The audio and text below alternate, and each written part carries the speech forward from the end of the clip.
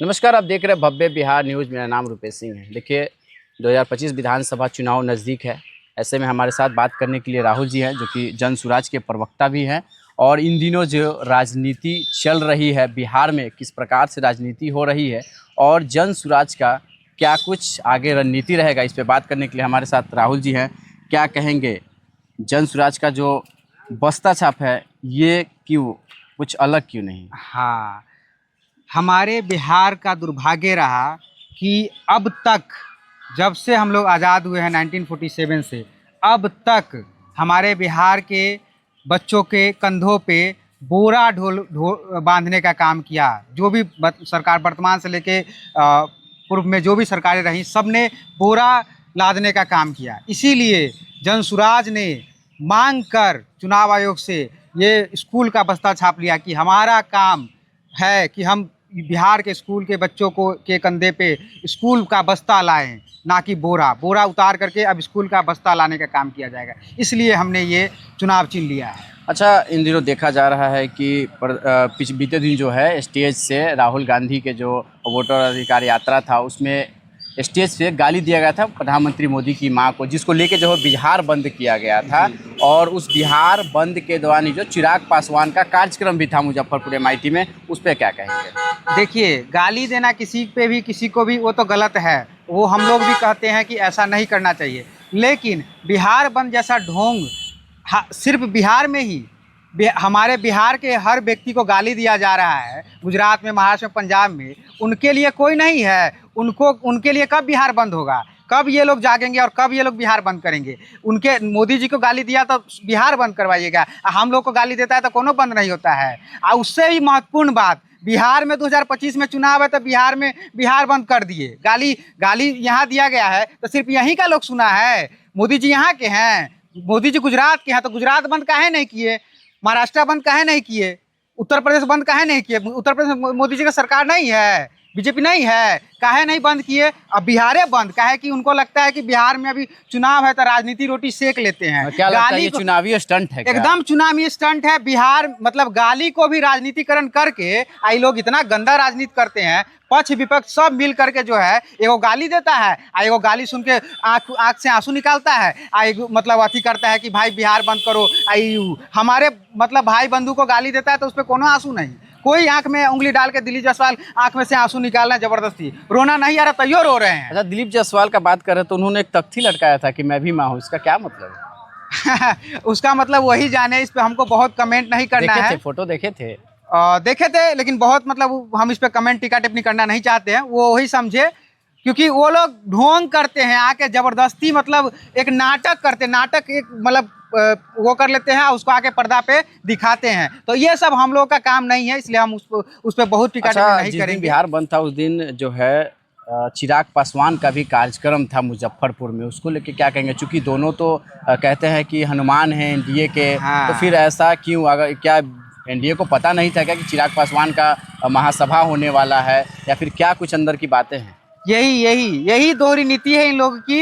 एक तरफ कहते हैं, जैसा आप लोग बताते हैं मीडिया से, सभी लोग जानते हैं कि चिराग पासवान खुद को कहते हैं कि हम हनुमान हैं मोदी जी के। और जब आपके जब राम को गाली दिया गया तो आप उसमें सभा कर रहे हैं। जब आपके ही सहयोगी दल के लोग यहाँ पर बंदी कर रहे हैं, आप सभा कर रहे हैं, कैसा मतलब आपका नीति है, कैसा? इसीलिए हम कहते हैं कि इनके बिहारी फर्स्ट पे हमको संदेह होता है। हमको तो लगता है कि सभा का जो है सूचना तो पहले होगा ना, फिर सभा का सूचना पहले, तो फिर ये बंद बीच में।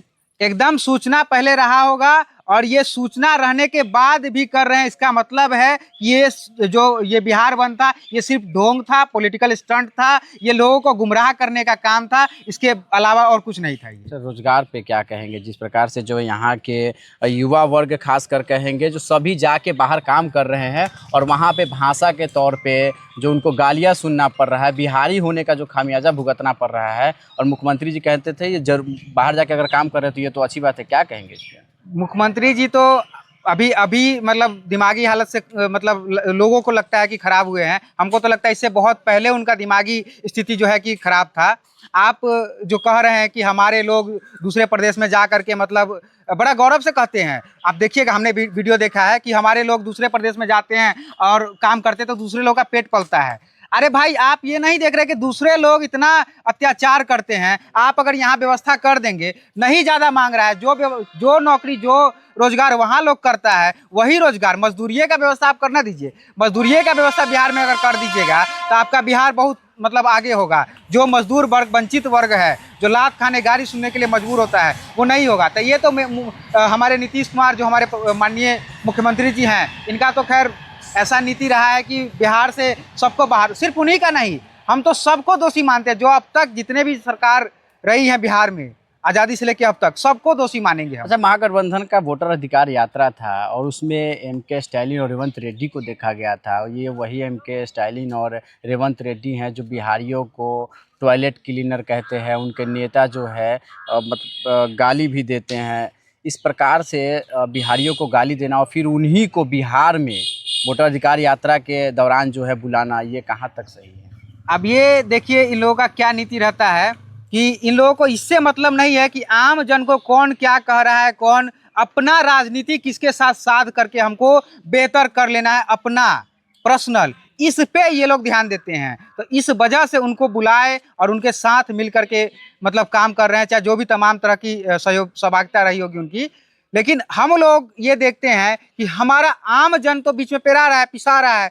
हम जाता के समान जो है कि है, एगो इधर, आम जन को बीच में रख के पीस देना है। तो इन लोग का ये नीति रहता है। तो इस चीज़ को हम लोग कहते हैं कि पूरे बिहार के लोगों को ये समझना होगा कि हमको इस तरह के दोहरा नीति से बाहर आ करके, और जो ये बाहर जा करके हड्डी गला रहे हैं, उससे अगर बाहर आना है तो हमको इन लोगों को झाड़ू लगा के झाड़ू मार के भगाना पड़ेगा। तभी जा करके इस तरह के नीतियों से हम आज़ादी पाएंगे। असली आज़ादी वही होगा। असली आज़ादी वो नहीं जो पिछले महीना 15 अगस्त को मनाए हैं। असली आज़ादी वो होगा जब इनको झाड़ू मार के भगा दीजिएगा। अच्छा, क्या लगता है कि जनसुराज की सरकार आती है तो पलायन पे रोक होगी, यहाँ रोजगार मिलेगी, शिक्षा पे अच्छा काम हो पाएगा?